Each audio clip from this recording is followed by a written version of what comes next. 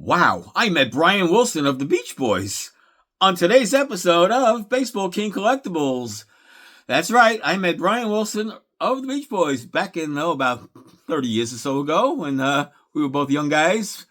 And he was one of the all-time greats, of course, Brian Wilson, singer-songwriter, regarded as one of the most innovative of the 21st century, really. He was really that good. You know, the co-founder of the Beach Boys sold over 100 million records. That's amazing, right? 100 million records.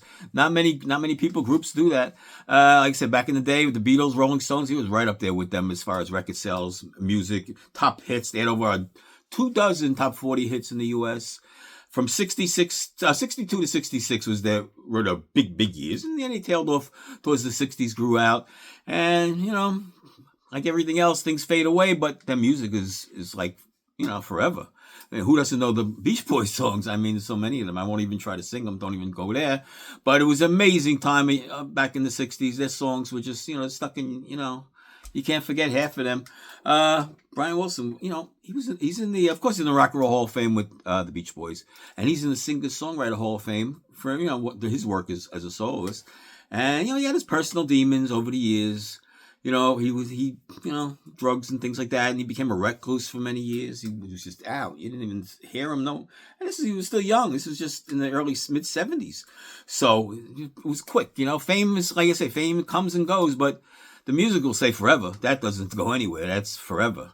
And his music is amazing. And, he died at 83. For me, that's a young age, right? So, before I get into the story of how I met Brian Wilson, let me ask you guys, please do me a favor. If you're watching this, see the like button over there? Just click it, the thumbs up button, give it a thumbs up. Just even if you give it a thumbs down, it helps the YouTube algorithm. That's all I'm asking. It really helps the channel. I'm asking if you could please take the time to do that. If you're watching, if you're not watching, you can't do that. But right, so I'd be talking to nobody. But please do that for me. It really helps. And subscribing, all that stuff. All that stuff. Thanks for being here. I really appreciate all of you. So let's get to the story. All right. I get the phone call. Who is it?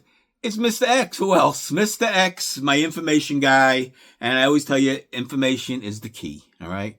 So Mr. X was all over that. He was airports, hotel lobbies, the doorman. He had everybody, cab drivers, limo drivers. He had them all paid off, where they would call Mr. X and give him the information, and he'd pass it along to me because we were good friends, and we'd travel to the airport together and get autographs. It was just a lot of fun, So without Mr. X, I wouldn't have half. I'd be on my own. I got plenty of autographs without Mr. X, of course, but it was a lot of fun. We were friends, and a few other friends involved too over the years. It wasn't just me and him, so a lot of fun. So anyway, we head over to the airport. JFK. It was always JFK. It was for the majority of the time it was American Airlines. Most of the celebrities had contracts with American Airlines, or they all booked American Airlines for some reason. They go on shows. They come in. Most of the celebrities would come on into New York to go on the morning shows in New York and all the afternoon shows, the talk shows, to push their movies and the latest sing songs or whatever. That's what they come in American Airlines. They must have had a good contract over the years. I'm sure they still do. I haven't been there in many years, of course, but say, all right, we're waiting, waiting,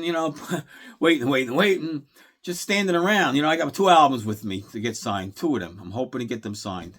Of course, could I, like I say, don't be greedy, guys. You take 1 or 2, 3, that's it. If they want to do more, that's fine. But, I only bring 2 things with me at a time, normally. So here comes Brian Wilson. Here he comes finally. There comes the crowd. And he's like the last one off the plane. He's talking with probably everybody back. He's a really nice guy. He's talking with people, which is fine. We're waiting. We're patient. And here he comes. And hey, Brian, can you sign a few albums for us? Sure, guys, no problem. Can you take a photo with us? Sure, no problem. Guy, look, he's very relaxed in the photo. His arm is on top of him. Just a very chill guy at the time.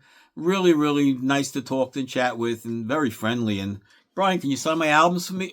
Sure, what do you got? Let me see. He wants always curious what albums people bring, I got this one here. It's the Good Vibrations, the best of, and look at the signature he gave me. This is some signature. That's a beauty for him. Let me tell you, that's a good one.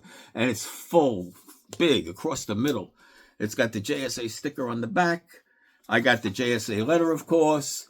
So I know it's real anyway. But one day I might sell this. It's possible. I mean, I got 2 of them. So let's get to the second one. Anybody make some bids? I'm not putting it up for bids now. Now I might eventually. It's ready to go. And this is the second one. This is on the Beach Boys Endless Summer album. This is probably one of the better albums too. It's a double album, of course. And it's beautiful signature. You can see it on there nice. He gives you a nice autograph. You compared to, I see them compare. This isn't the best one. The other one is even better. I'll show you both at the same time. You can see the difference from one to the other. I mean, this is really nice. Big, big, big. And this is squeezed in there, he tried to get it in there, his face there, I guess, So that's cool. And, of course, I got the JSA sticker on the back. The JSA letter, of course. I already signed those both. I'll put up some prices of things now. Let's see what you can get an 8x10. All right, the photo. If you really want to get 8x10, reasonably priced. Price went up a little bit when somebody passes away. Unfortunately, the price goes up, so you can see some prices there. And if you want to get an album's really a little bit more pricey. And I don't know what I was saying. Look at this Pet Sounds album. I don't know why it sold for close to $4,000. I have no idea.